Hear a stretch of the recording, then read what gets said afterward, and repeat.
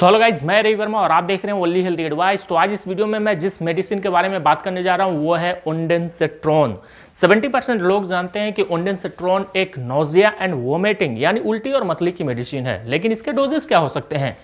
क्योंकि काफ़ी सारे लोग ऐसे होते हैं जो मेडिकल शॉप से इस मेडिसिन को परचेज करते हैं और खुद से इसका इस्तेमाल करते हैं। अगर आप एक टैबलेट इस्तेमाल करने के बाद आपको नोजिया एंड वोमिटिंग, उल्टी और मतली की समस्या दूर नहीं हो रही है तो क्या आप तुरंत दूसरी टैबलेट इस्तेमाल कर सकते हैं? इसके साइड इफेक्ट क्या हो सकते हैं? प्रेग्नेंट लेडी में ये सेफ है या नहीं है, यानी गर्भावस्था में इसका इस्तेमाल किया जा सकता है या नहीं किया जा सकता है? किन किन दवाओं के साथ इसका इस्तेमाल नहीं करने की सलाह दी जाती है? तो काफ़ी ऐसी बातें हैं जिसके बारे में आपको जानना काफ़ी इंपॉर्टेंट हो सकता है। तो बने रहिए इस वीडियो में। वीडियो लाइक ज़रूर करें, हो सके तो इस वीडियो को शेयर करें ताकि इन्फॉर्मेशन दूसरे लोगों तक पहुँच सके।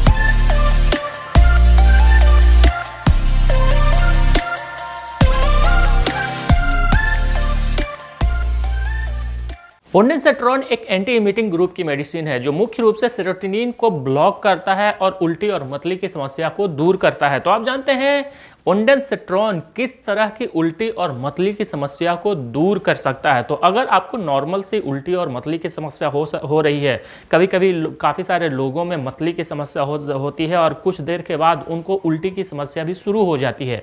तो अगर आपको नॉर्मल से उल्टी और मतली की समस्या है तो वहाँ पे भी ओंडेंसेट्रोन काफ़ी बेहतर वर्क करता है। काफ़ी सारे व्यक्तियों में होता है जब वो सफ़र कर रहे होते हैं तो उस सिचुएशन में भी उल्टी की समस्या उत्पन्न होने लगती है, तो वहाँ पे भी ओंडेंसेट्रोन का काम काफ़ी बेहतर देखा गया है।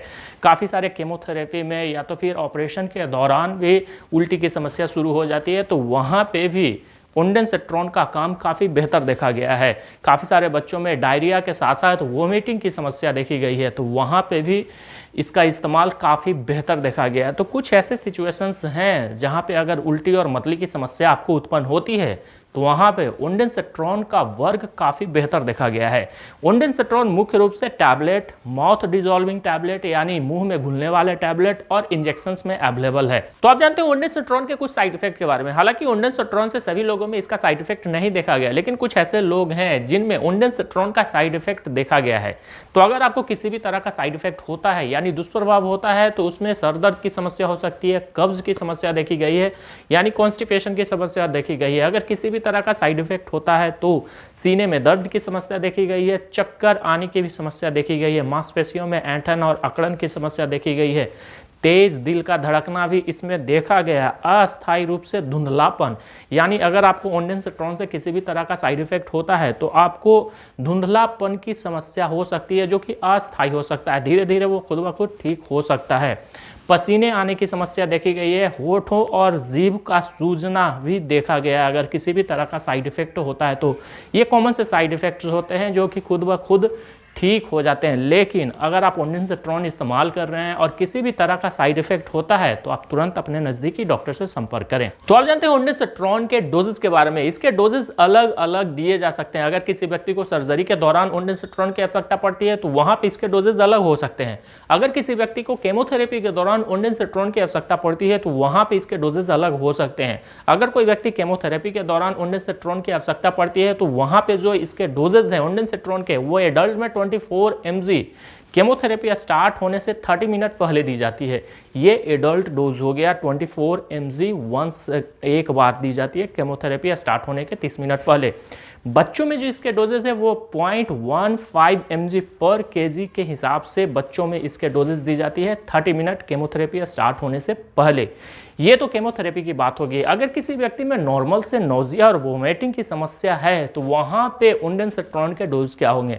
वहाँ पे जो इसके डोजेज हैं वो मोस्टली 4 mg 3 टाइम्स यानी सुबह, दोपहर, शाम आप इस्तेमाल कर सकते हैं। काफ़ी सारे ऐसे लोग हैं जो मेडिकल शॉप से इस मेडिसिन को परचेज करते हैं और खुद से नोजिया और वोमिटिंग में इस्तेमाल करते हैं, और अगर एक टैबलेट इस्तेमाल करने के बाद उनकी नोजिया और वोमिटिंग की समस्या नहीं रुक रही होती है तो वो दूसरी टैबलेट का इस्तेमाल भी तुरंत कर लेते हैं।